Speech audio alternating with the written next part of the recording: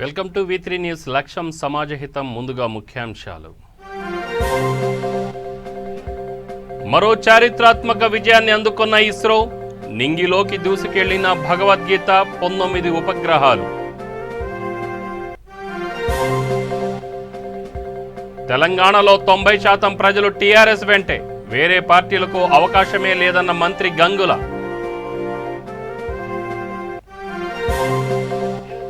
Jubilee Hills Krishnakanth park లో TRS party ప్రచారం. MLC అభ్యర్థిగా గెలిపించాలన్న సురభివాణిదేవి.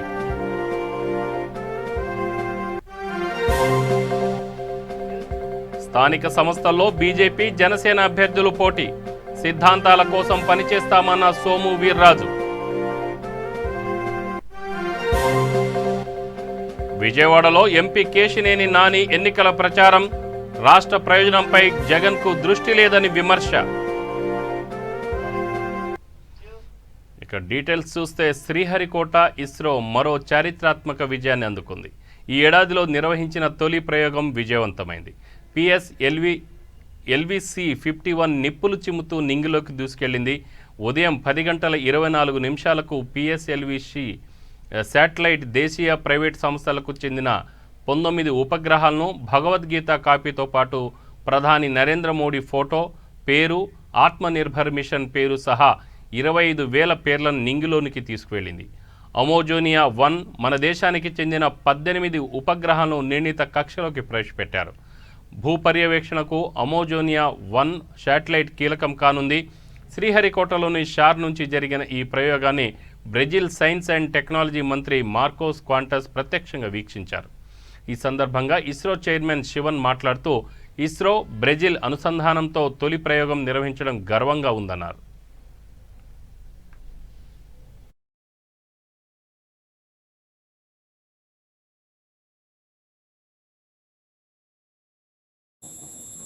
Stage performance normal. आरओडी की अभी घोषणा के अनुसार प्रथम चरण का निष्पादन सामान्य होता हुआ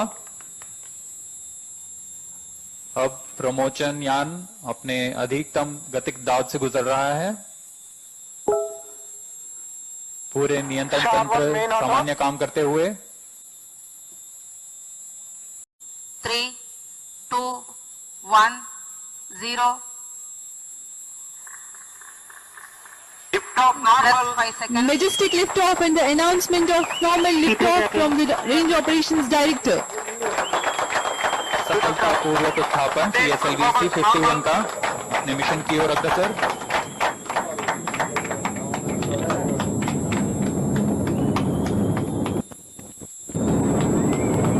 Satellites taking a ride in this mission. Amazonia 1 being the prime satellite.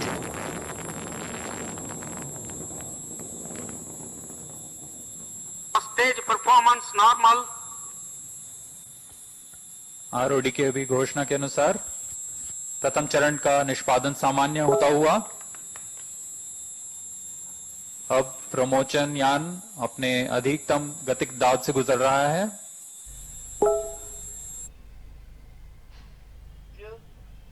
కొందరు వేరే పార్టీ పెట్టేందుకు చూస్తున్నారని, తెలంగాణలో వేరే పార్టీలకు అవకాశం లేదని మంత్రి గంగుల కమలాకర్ అన్నారు. 90% ప్రజలు టీఆర్ఎస్ వెంటే ఉన్నారన్నారు. కేసీఆర్ చేపట్టిన ప్రవేశపెట్టిన టీఆర్ఎస్నే ప్రజలు తమ పార్టీగా భావిస్తారని చెప్పారు. కరీంనగర్ నియోజకవర్గంలో టార్గెట్కు మించి 60,000 వరకు సభ్యత్వ నమోదు జరిగిందన్నారు. రైతులు, యువకులు, మహిళలు స్వచ్ఛందంగా టీఆర్ఎస్ సభ్యత్వం తీసుకున్నారని మంత్రి గంగుల తెలిపారు.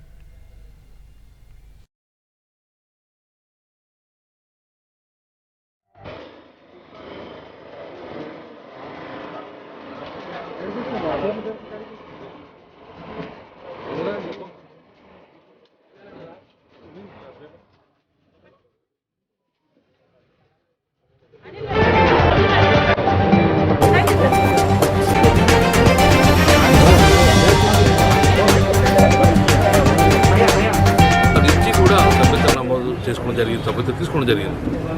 100 రూపాయలు ఉండగా ఒక్కొక్కసారి అక్కడ ఉన్న కార్పొరేటర్ కానీ 100 రూపాయలు మేము కడతామంటే మీరు 100 రూపాయలు కడితే మీకు హక్కు వస్తుంది, నేను 100 రూపాయలు కడితే కేసీఆర్ గారికి ఎంత హక్కు ఉంటుందో పార్టీ మీద నాకు అంత హక్కు ఉందని చెప్పి ప్రజలు స్వచ్ఛందంగా వచ్చి ఈరోజు 100 రూపాయలు ఇచ్చి సభ్యతించుకోవడం జరిగింది. ఎస్, తెలంగాణలో టీఆర్ఎస్ పార్టీకి ఆదరణ ఉన్నది. గత 40-50 సంవత్సరాలు పరిపాలించే పార్టీకి ఏ రోజు కూడా తెలంగాణకు 24 గంటలు కరెంట్ ఇచ్చిన పరిస్థితి లేదు. ఎండాకాలం కూడా ఈరోజు అన్ని జలాశయాలు నిండి ఉన్నాయి. మండుటి ఎండ కొడుతుంది. ఇప్పటికీ అన్ని జలాశయాలలో నిండు నీరుండి మత్తడి దుంకుతో పరిస్థితి వచ్చింది. గతంలో వర్షాకాలం కూడా మత్తడి దుంకారు చెరువులన్నీ కూడా ఎండాకాలంలో మత్తడి దుంకుతుంటే దాని ఘనత గౌరవ ముఖ్యమంత్రి కేసీఆర్ గారు కాళేశ్వరం జలాలు తీసుకోవడం వలన.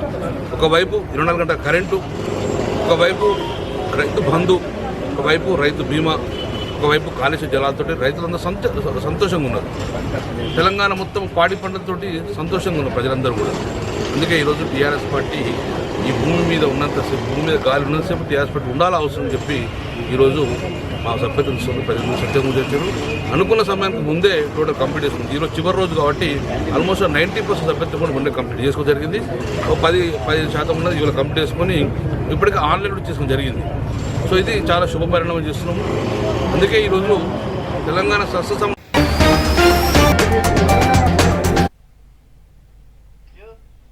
అనకాపల్లి జనసేన పార్టీ కార్యాలయంలో రాష్ట్ర బీజేపీ అధ్యక్షుడు సోము వీర్రాజు పత్రికా సమావేశం నిర్వహించారు. దేశాభివృద్ధిలో కీలక పాత్ర పోషించే స్థానిక సంస్థల ఎన్నికల్లో రాష్ట్రంలో అన్ని చోట్ల బీజేపీ, జనసేన అభ్యర్థులు పోటీ చేస్తున్నారని తెలిపారు. బీజేపీ, జనసేన పార్టీలు అధికారం కోసం కాకుండా సిద్ధాంతాల కోసం పనిచేస్తున్నాయని తెలిపారు. స్థానిక సంస్థల ఎన్నికల్లో వైఎస్ఆర్సీపీ ప్రభుత్వం అవలంబిస్తున్న తీరును బీజేపీ తీవ్రంగా వ్యతిరేకిస్తుందని సోము వీర్రాజు మండిపడ్డారు.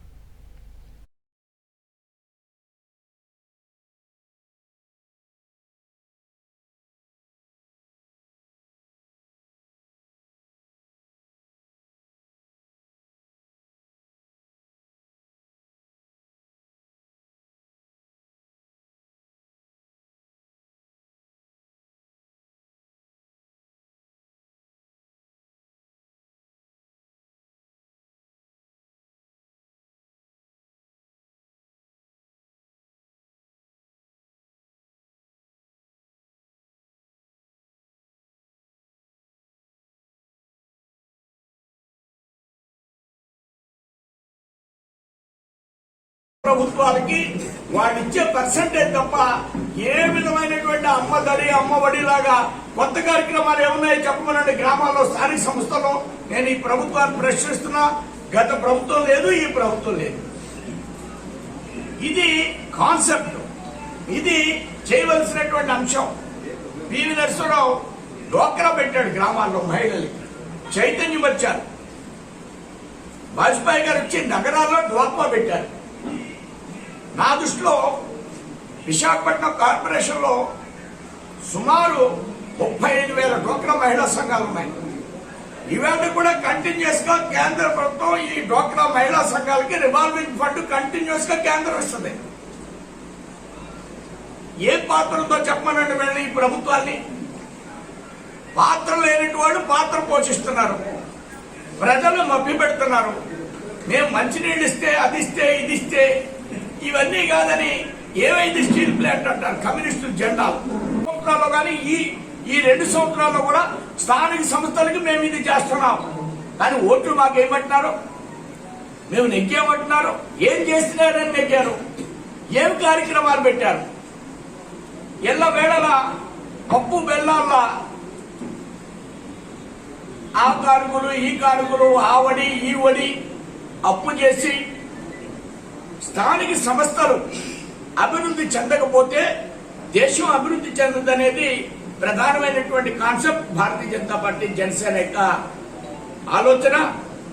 ఆ విధంగా అనేక రకాల అంశాలని దేశం అభివృద్ధి చెందాలంటే లోకల్ బాడీస్ లో రోడ్లు వేయడం, అవుట్లెట్స్, అనకాపల్లిలో ఉన్నటువంటి మురికి నీరుని అవుట్లెట్స్ ద్వారా బయటికి పంపించేటువంటి ప్రక్రియని అమృత కార్యక్రమంలో పెట్టారు. అనకాపల్లిలో కొన్ని పార్కులను అభివృద్ధి చేశారు. అనకాపల్లిలో పార్కుల్లో జిమ్స్ ఏర్పాటు చేశారు. ఇది అమృతాలో ఉన్నటువంటి కార్యక్రమం. 15 ఫైనాన్స్ లో నిధులు ఇచ్చి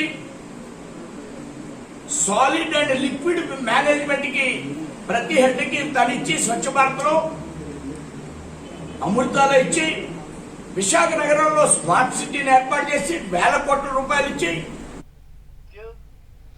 దేశ ప్రతిష్టను ప్రపంచ నలుమూలలకు వ్యాప్తి చెందేలా చేసిన పివి నరసింహరావు బిడ్డను ఆదరించాలంటూ హైదరాబాద్, రంగారెడ్డి, మహబూబ్ నగర్ జిల్లాల అభ్యర్థి సురభివాణిదేవి విజ్ఞప్తి చేశారు. కృష్ణకాంత్ పార్క్లో జూబిలీహిల్స్ ఎమ్మెల్యే మాగంటి గోపీనాథ్, స్థానిక కార్పొరేటర్లు సిఎన్ రెడ్డి, రాజ్ కుమార్ పటేల్, సంగీత యాదవ్, దేదీప్యలతో కలిసి ప్రచారం నిర్వహించారు. పార్క్ మొత్తం కలియ తిరుగుతూ వాకర్లతో పాటు యోగా ఇతర వ్యాయామాలు చేస్తున్న వారిని కలిసి వారితో ముచ్చటించారు. ప్రజలకు సేవ చేయడం గొప్ప విషయమని, దీనిని దృష్టిలో ఉంచుకునే తాను ఎమ్మెల్సీ బరిలో ఉన్నట్లు చెప్పారు. తెలంగాణ రాష్ట్ర ఏర్పాటు అనంతరం హైదరాబాద్ మహానగరంలో ఎలాంటి సమస్యలు లేకుండా ముఖ్యమంత్రి కేసీఆర్ తీర్చిదిద్దారని ఎమ్మెల్యే గోపీనాథ్ అన్నారు.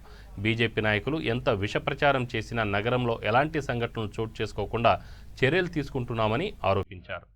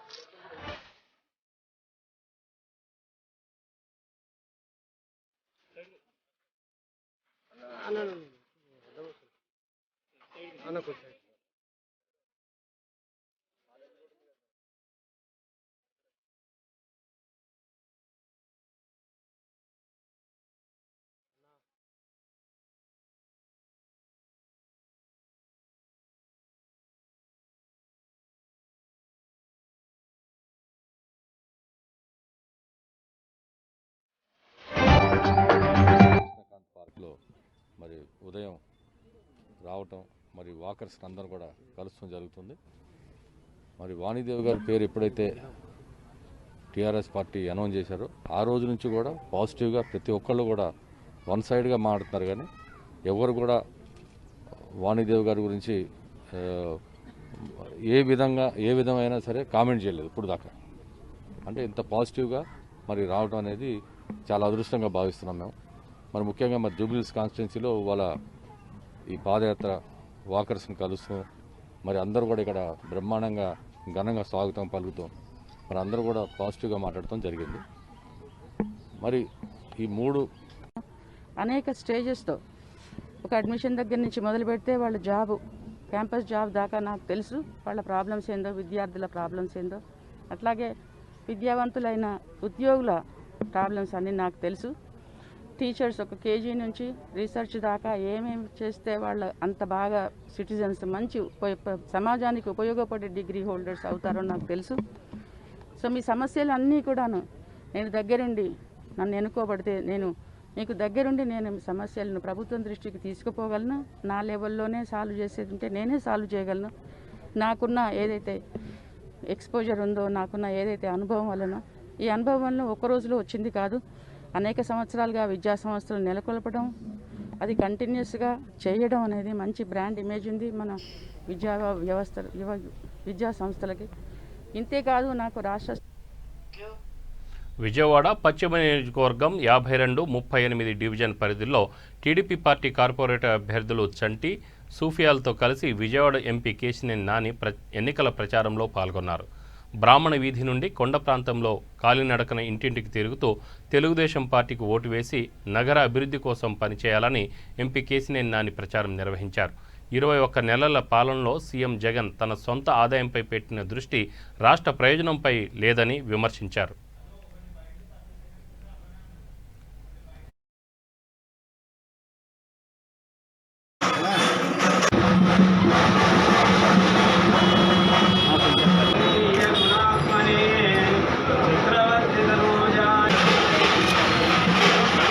బాగుండడం వల్ల ఇతర రంగాలు బాగుంటాయి. రాజధాని విశాఖపట్నం అన్నాం.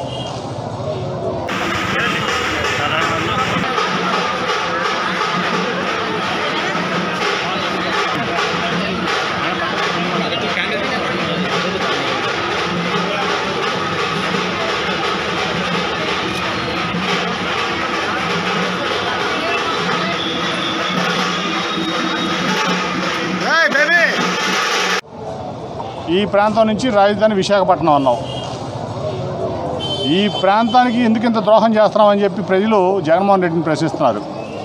రాజధాని ప్రాంతంగా ఉన్నప్పుడు ఆదాయాలు బాగుండే, భవన నిర్మాణ రంగం బాగుండేది, అన్ని వ్యాపారాలు బాగుండే, వ్యాపారాలు బాగుండటం వల్ల, భవన నిర్మాణ రంగం బాగుండటం వల్ల, ఇతర రంగాలు బాగుండటం వల్ల, వచ్చిపోయేవాళ్ళు బాగుండటం వల్ల, ట్రావెల్ అండ్ టూరిజం బాగుండటం వల్ల ఈ ప్రాంతం అంతా కూడా ఆర్థికంగా బాగా బలపడింది, ఉపాధి పెరిగింది. చంద్రబాబు నాయుడు గారు ఈ ప్రాంతంలో ఉన్నప్పుడు, రాజధాని ఉన్నప్పుడు అన్ని ప్రాంతాల నుంచి పెట్టుబడులు ఇక్కడికి వచ్చి ఒక హైదరాబాద్ మహానగరం లాగానో, చెన్నై మహానగరం లాగానో ఈ ప్రాంతాన్ని చేద్దాం అంటున్నాడు. నువ్వెందుకు ఈ ప్రాంతాన్ని ద్రోహం చేస్తున్నావని విజయవాడ ప్రజలు ప్రశ్నిస్తున్నారు జగన్మోహన్ రెడ్డిని.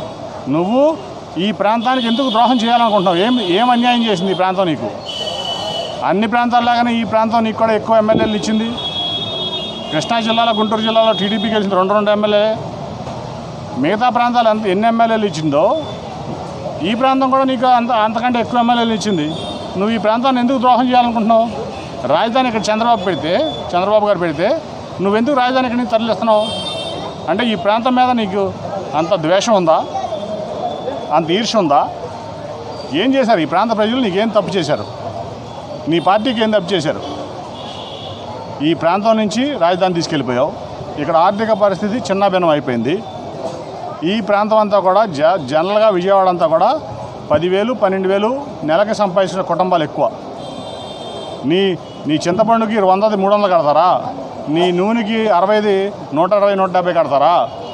అట్లాగే నీ కరెంటు బిల్లు ఇంతకుముందు ఉండే 200 రూపాయలు, 300 రూపాయలు, 1,400 కట్టగలరా? నువ్వేమో ఆదాయాలు పడేసావు, ఖర్చులు పెంచేసావు.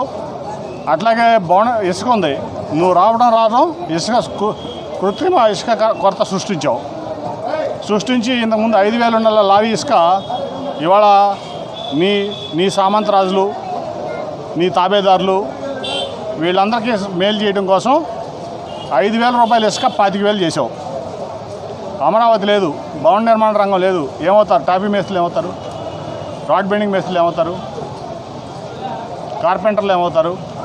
ఎలక్ట్రీషియన్లు ఏమవుతారు? ప్లంబింగ్ మేస్త్రులు ఏమవుతారు? పెయింటర్లు ఏమవుతారు? ఇసుక లారీ వాళ్ళు ఏమవుతారు? కంకర్ లారీ వాళ్ళు ఏమవుతారు?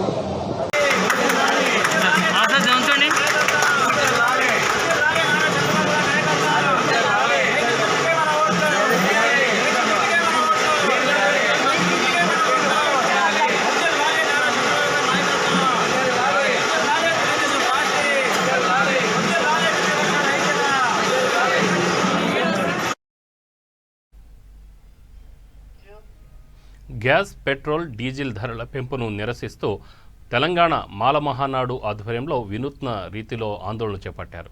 హైదరాబాద్ బషీర్బాగ్ చౌరస్తాలో గ్యాస్ సిలిండర్లు ఎత్తుకొని మెడలో కూరగాయల దండలు వేసుకొని మాల మహానాడు నాయకులు ర్యాలీ నిర్వహించారు.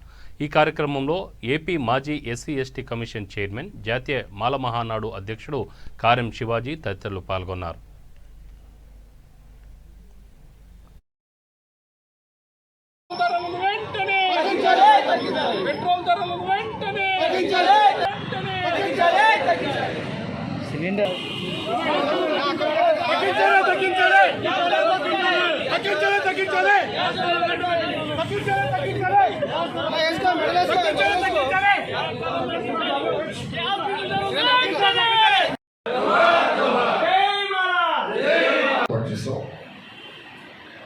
ధరలు విపరీతంగా పెరిగిపోయి ఒక సామాన్య మానవుడు, ఒక మిడిల్ క్లాస్ ఫ్యామిలీస్ అందరూ కూడా బతకలేని పరిస్థితిలో ఈ రోజున దారుణంగా ఉన్నారు. రోజుకి పెట్రోల్, గ్యాస్ ధరలు పెరిగిపోవడంతో పాటు నిత్యావసర వస్తువుల ధరలు కూడా దారుణంగా పెరిగిపోతున్నాయి.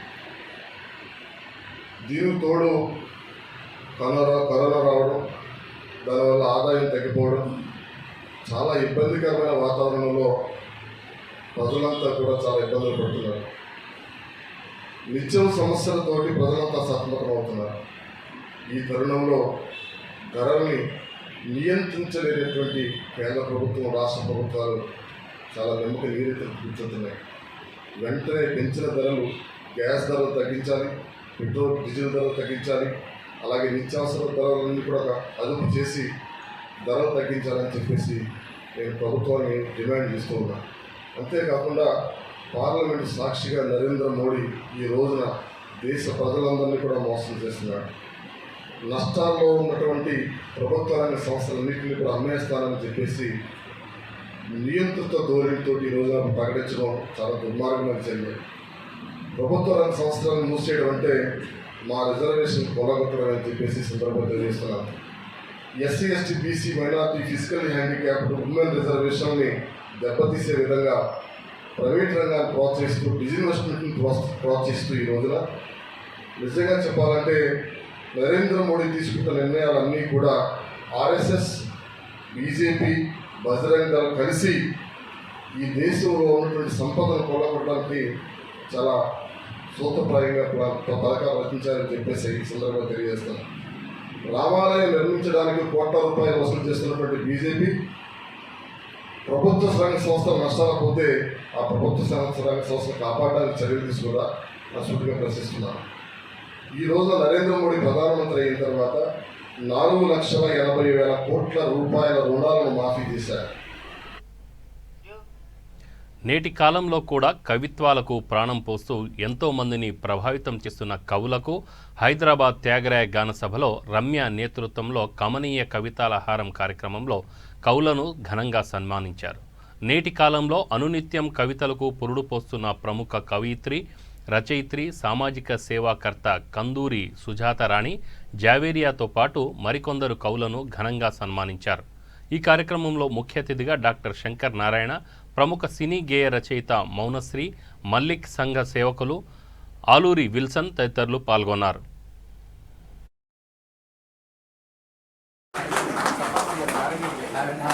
గట్టిగా చప్పట్లు. శంకర్ నారాయణ సార్ గారి కోసం చెప్పాలంటే శంకర గీతకి ఇస్తారు, నవ్వుల రాక్షసుడిగా మారుతారు. ఆ రాక్షసత్వంతో మనందరం నవ్విస్తూ ఉంటారు. హలో అనగానే రాక్షసుడు బయటకు వస్తారండి, నవ్వుల రాక్షసుడు. చాలా అద్భుతమైనటువంటి గొప్ప వ్యక్తి. నిజంగా ఆయన నవ్విస్తూ ఒక సర్కస్లో జోకరు ఎంత గొప్ప ప్రధాన పాత్ర వహిస్తారో, కానీ చాలా గొప్ప విద్వత్తున్నటువంటి వ్యక్తి. ఆయన నవ్విస్తారు కానీ ఆయన గొప్ప స్వతహాగా గొప్ప కవి. ఆయన సమక్షంలో ఇవాళ ఆ సారస్వతమూర్తి చేతుల మీదుగా మీరు అందరూ సన్మానించబడడం అనేది చాలా గొప్ప విషయం. ఆయన విలువ తెలుగుని వాళ్ళందరికీ తెలుసు. Thank you so much. తప్పట్లు కొట్టండి అందరూ.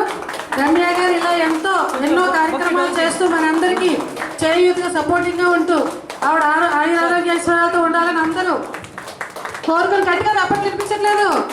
ఆవిడ కష్టానికి ఇదేనా గట్టిగా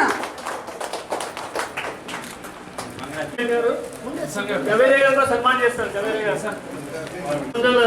మాగరమ్య మాలిక కమనీయ కవితలారం ఈరోజు జరుగుతుంటాం. రేపటి జరపబోయేది మగువ మాణిక్యం, తొలగరి రుద్రాగాలు, ఇలాంటి అనేక కార్యక్రమాలు చేసి మన కళా సాహిత్య రంగాలకు తన సేవలు అందిస్తున్నందుకు మన కవులందరి తరఫున అభినందనలు. ఉదయమో మరి ఉదయ సాహిత్య వేదిక కర్నూలు హైదరాబాద్ తరఫున ఒక పర్సనల్ కవులందరి తరఫున ఇదొక చిన్న సన్మానం. మరియు త్వరలోనే తొలికిరణాలు అనే కవిత సంపుటి 160 మంది కవులతోటి వెలువడుతుంది. వారికి ఇందులో మా టీవీ వాళ్ళు కూడా నా ప్రతి ప్రోగ్రామ్ కి లైవ్ ఇస్తుంటారండి. నాకు లేట్ అయినా ఏదైనా అన్నిటికీ సపోర్ట్ చేస్తుంటారు. ఇక్కడ ఉన్న ఆనంద్ అన్న కూడా వేదిక పైకి రావాల్సిందిగా కోరుతున్నాం.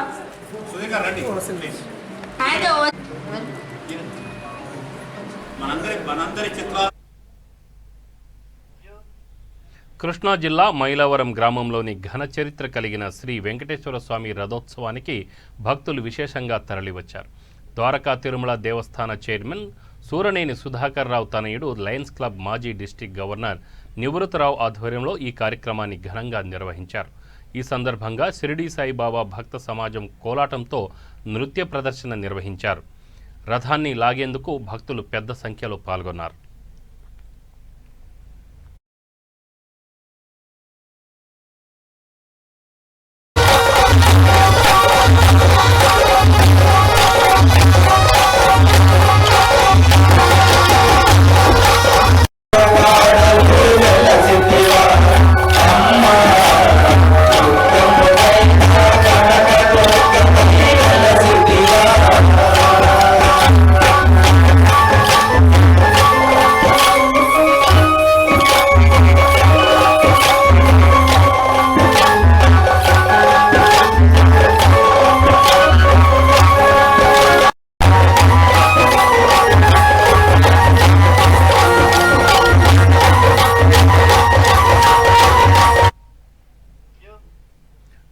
గుంటూరు జిల్లా కొడవలూరు మండలం రాచర్లపాడు గమేషా ఫ్యాక్టరీ సమీపంలో రోడ్డు ప్రమాదం సంభవించింది.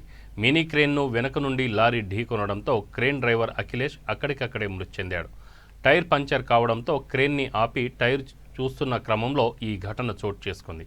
అనంతరం సంఘటన స్థలానికి చేరుకున్న పోలీసులు కేసు నమోదు చేసి దర్యాప్తు చేపట్టారు.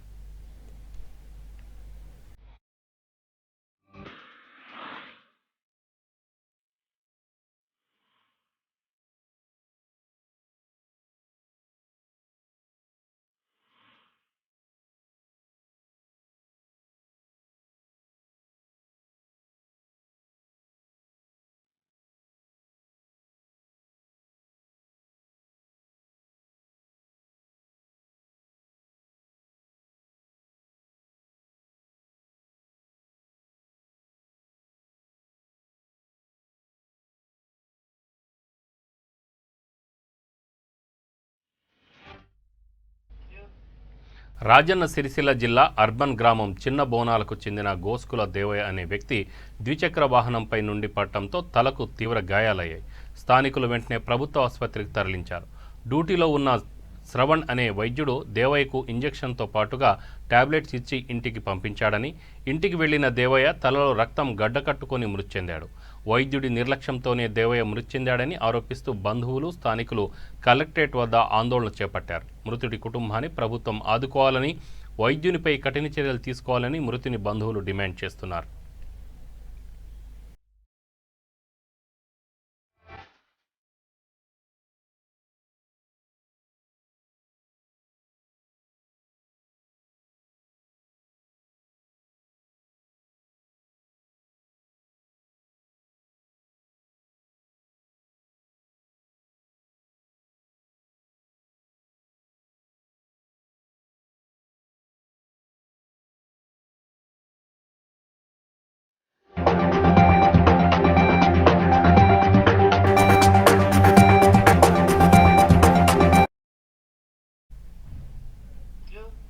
బులెటిన్ ముగించే ముందు ముఖ్యాంశాలు మరొకసారి. మరో చారిత్రాత్మక విజయాన్ని అందుకున్న ఇస్రో, నింగిలోకి దూసుకెళ్లిన భగవద్గీత 19 ఉపగ్రహాలు.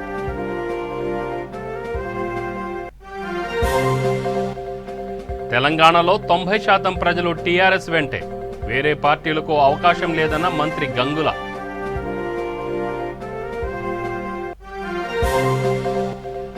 జూబ్లీహిల్స్ కృష్ణకాంత్ పార్క్లో టీఆర్ఎస్ పార్టీ ప్రచారం, ఎమ్మెల్సీ అభ్యర్థిగా గెలిపించాలన్న సురభివాణి దేవి. స్థానిక సంస్థల్లో బీజేపీ, జనసేన అభ్యర్థులు పోటీ, సిద్ధాంతాల కోసం పనిచేస్తామన్న సోము వీర్రాజు. విజయవాడలో ఎంపీ కేశినేని నాని ఎన్నికల ప్రచారం, రాష్ట్ర ప్రయోజనంపై జగన్కు దృష్టి లేదని విమర్శ.